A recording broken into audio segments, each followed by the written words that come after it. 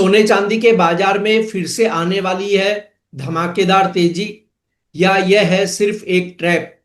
इस पर बात करेंगे या वेल्थ ग्लोबल के डायरेक्टर अनुज गुप्ता से, जो बताएंगे क्या वाकई तेजड़िए नई रैली की तैयारी में है या फिर मार्केट सिर्फ भावनाओं के खेल में उलझा है। मैं हूं कमल शर्मा। अनुज जी, आपका स्वागत है मोलतोल में। नमस्कार कमल जी। जी नमस्कार।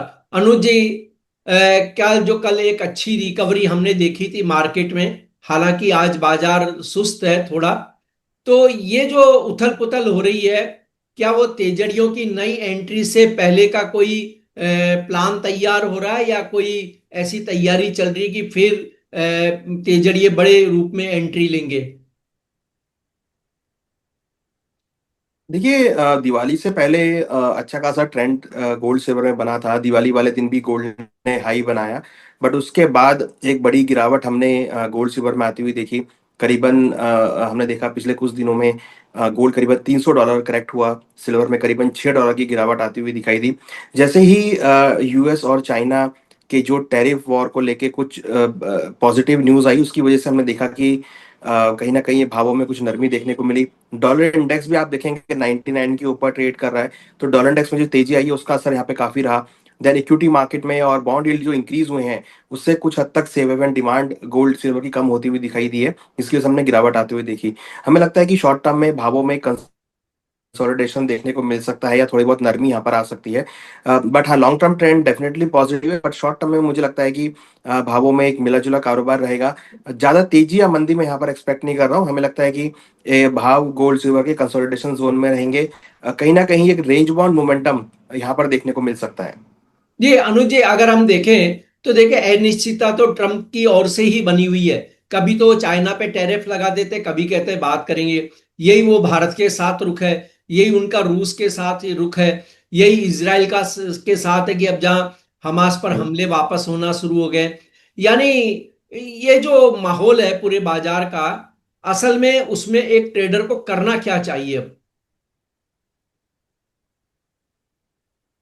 देखिए, मुझे लगता है कि ट्रेडर को एग्रेसिव पोजीशंस नहीं बनानी चाहिए, क्योंकि मार्केट अभी अगर आप देखेंगे तो वो थोड़ा अनसर्टेन है गोल्ड सिल्वर के लेवल पे। और मुझे लगता है कि अभी आपको ज्यादा तेजी या मंदी यहाँ देखने को नहीं मिलेगी। मुझे लगता है कि भाव एक फ्लैट जोन में रहेंगे, जहां आपको $50 ऊपर $50 नीचे की मोमेंटम देखने को मिलेगी। हालांकि आप देखें तो करीबन $4100 के आसपास भाव चल रहे हैं। हमें लगता है कि नीचे में $4000 काफी स्ट्रॉन्ग सपोर्ट रहेगा और ऊपर में 4050 एक रेजिस्टेंस रहेगा। तो इसी रेंज में हमें लगता है कि भाव मूव करते हुए नजर आएंगे। तो जो एग्रेसिव पोजीशन है वो यहाँ पर ना बनाए। काफी मार्केट बहुत टाइट रेंज में रह सकता है।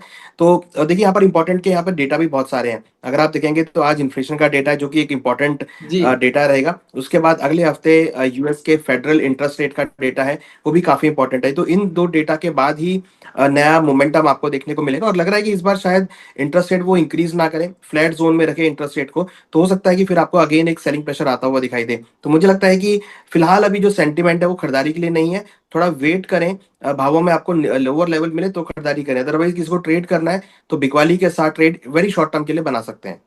और आपने जो डॉलर की बात करी कि 99 से ऊपर है, तो डॉलर इंडेक्स अब बाजार को कितना और प्रभावित कर रहा है रेट कट के डेटा आने से पहले तक के लिए? देखिए, अभी डॉलर इंडेक्स में जो बाउंस आया है ये थोड़ा सा इम्पैक्ट कर रहा है गोल्ड सिल्वर पे। एक डिमांड जो है वो शिफ्ट होती हुई दिखाई दी है बॉन्ड यील्ड की तरफ, डॉलर इंडेक्स की तरफ में, गोल्ड से निकलकर। उसकी वजह से हम देख रहे हैं कि यहाँ पर एक सेलिंग प्रेशर आता हुआ दिख रहा है। तो मुझे लगता है अगर डॉलर इंडेक्स ऐसे कंटिन्यू इंक्रीज करता रहेगा तो फिर आपको थोड़ा बहुत गिरावट यहाँ पे देखने को मिल सकती है। हालांकि हमारा मानना है कि लॉन्ग टर्म में आपको डॉलर में वीकनेस देखने को मिलेगी और गोल्ड सिल्वर में रिकवरी देखने को मिलेगी, क्योंकि डी डॉलराइजेशन की वजह से भावों को यहाँ पे गोल्ड सिल्वर को सपोर्ट मिल सकता है। तो हमें लगता है कि अगर प्राइस नीचे 3800 $3900 के आसपास मिलते हैं तो वो काफी अच्छे सपोर्ट लेवल होंगे, जहां पर आपको खरीदारी देखने को मिल सकती है। हमने रिसेंटली देखा था करीबन 4000 के लेवल अभी फिलहाल एक दो दिन में लो बनते हुए देखे थे, फिर वहां से थोड़ी रिकवरी देखने को मिली है। बट ये मुझे लगता है कि रिकवरी यहाँ सस्टेन नहीं करेगी। थोड़ी बहुत यहाँ पे गिरावट आपको देखने को मिल सकती है, क्योंकि डॉलर इंडेक्स यहाँ पे बढ़ता हुआ नजर आया है और जो यूएस के डेटा है वो यहाँ पर फोकस में रहेंगे। आपने जो कहा कि देखिए थोड़ी गिरावट देखने को मिल सकती है, तो अनुज जी, अगर किसी की लॉन्ग पोजीशन हो तो क्या उसे अब पूरी तरह बाजार से निकल जाना चाहिए लॉन्ग पोजीशन से अपना, या फिर वेट और कर ले क्योंकि कल जैसे रिकवरी थी एक बार? देखिए बिल्कुल मुझे लगता है कि जो अभी प्रॉफिट में है एक बार पार्शियल प्रॉफिट एटलीस्ट बुक करें या फिर ट्रेलिंग स्टॉप लॉसेस का यूज करें, क्योंकि ऐसा ना हो कि अगर कोई डिप आता है तो कोई उनका लॉस जो प्रॉफिट है वो वाइप आउट ना हो जाए। तो बेहतर है कि आप या तो प्रॉफिट बुक कर सकते हैं या ट्रेलिंग स्टॉप लॉस को यूज करें, क्योंकि मुझे लगता है कि गोल्ड में एक बार डिप लेवल मिल सकते हैं, लोअर लेवल्स मिल सकते हैं जहां पर आप खरीदारी अगेन कर सकते हैं। तो अगर आप यहाँ पे प्रॉफिट बुक करते हैं तो आपको चांसेस है कि निचले लेवल मिलेंगे जहां पर आप अगेन एंट्री कर सकते हैं, तो आपको एक अच्छा मौका मिलेगा ट्रेडिंग करने के लिए। तो मुझे लगता है कि एक बार प्रॉफिट बुक कर लेना चाहिए या ट्रेलिंग स्टॉप लॉसेस का यूज करना चाहिए।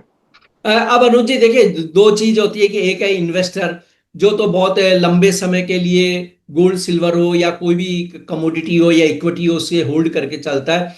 लेकिन ट्रेडर के बारे में हम जानते हैं कि उन्हें चैन नहीं पड़ता है। उन्हें बार बार ट्रेड करने की एक आदत होती है कि चलो अब बाजार गिर रहा तो एक ट्रेड कर लूं, बढ़ रहा है तो एक ट्रेड कर लूं। तो ऐसे में टेक्निकल चार्ट के अनुसार अहम लेवल क्या दिखा रहे हैं भारतीय रुपए में आप गोल्ड और सिल्वर के लिए?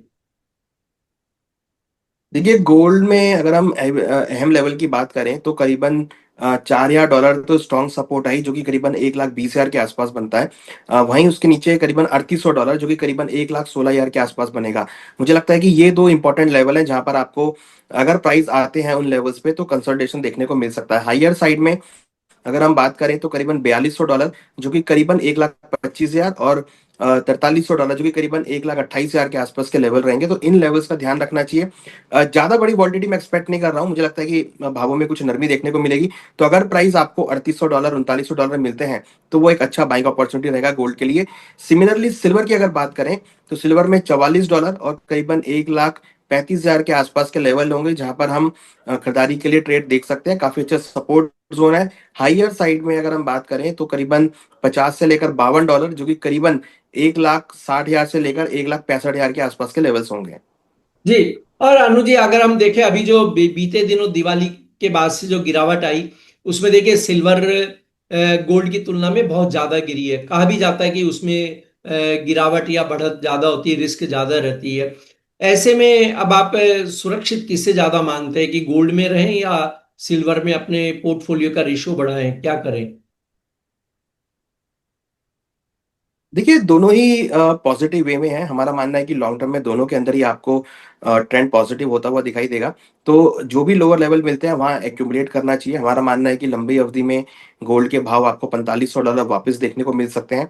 सिल्वर में भी हमारा मानना है कि 60 डॉलर के लेवल आपको देखने को मिल सकते हैं। तो लॉन्ग टर्म के लिए डेफिनेटली दोनों ही अभी भी अट्रैक्टिव है। हमें लगता है कि यहाँ पर दोनों में ही आपको खरीदारी का ट्रेड रखना चाहिए। यहाँ पर अगर हम बात करें तो सिल्वर मुझे अभी भी लगता है कि गोल्ड को आउट परफॉर्म करेगा। तो अगर किसी को इन्वेस्टमेंट करना है तो सिल्वर में अपना रेशो ज्यादा बना सकते हैं, गोल्ड में थोड़ा कम कर सकते हैं। जी, आपका कोई डिस्क्लेमर अनुज जी? देखिए यहाँ पर हमने जो भी डिस्कस किया है वो नॉलेज अवेयरनेस के लिए है। कोई भी ट्रेड लेने से पहले अपने फाइनेंशियल एडवाइजर से जरूर डिस्कस करें और मार्केट के रिस्क को देखकर ही अपनी पोजीशंस बनाएं। जी, आपका धन्यवाद, शुक्रिया अनुज जी।